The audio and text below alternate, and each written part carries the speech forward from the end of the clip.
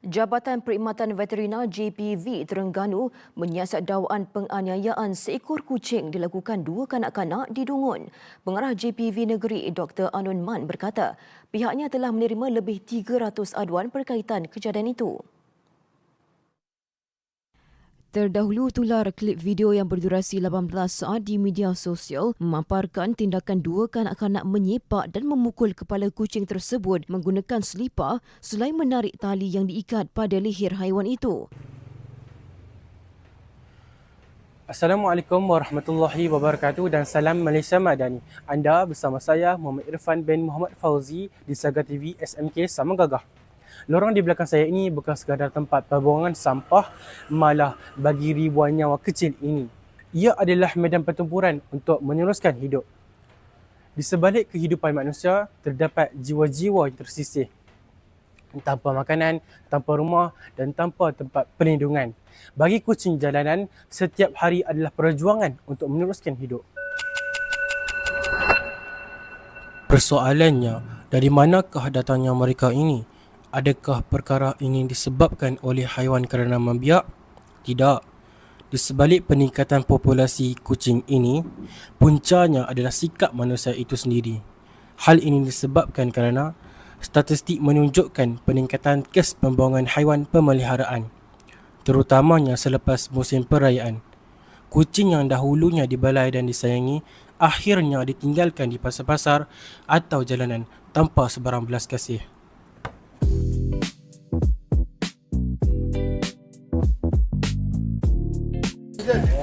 Okey, abang dah berapa lama dah kerja ni? Lama dah. Saya nak tanya dekat abang kan. Kalau kucing main kat kedai abang ni kan, dia main ni lah, dia main nak minta makanan kan. Adakah abang halau dia ke ataupun abang beri makanan? Oh, cari tempat yang sesuai, lepas tu bagi dia makan sampai kenyang. Ya. Ataupun kat tempat lain lah, abang pergi mana-mana ke, abang jumpa dia kan. Kat sini je, kat sini je. Kalau kat kedai makan ke, abang pergi kat kedai makan, kucing main kan. Dia minta makan kat abang bagi je. Bagi lah. Kongsi lah rezeki yang kecil kan. Okey, dia je. Okey, abang dah kerja berapa lama dah dekat sini? Dah 6 tahun dah. 6 tahun dah. Abang ada bela kucing tak? Ada. Banyak? Berapa? Berapa abang bela? Saya ada 6 ekor. 6 ekor? Ya. Oh, dengan dalam sangkak ke? Ada saya bela dekat outdoor je. Oh. Saya nak tanya abang, apa pendapat abang kan tentang orang yang bela kucing kan? Lepas tu lepas dia habis bela tu kan, dia rasa macam tak mahu dah, dia buang dekat pasar-pasar, dekat jalan-jalan. Tu tindakan yang tak sepatutnya.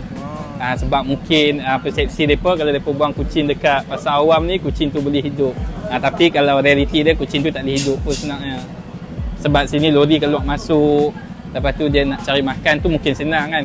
Tapi penyakit pun banyak sini, kucing tu jadi kotor.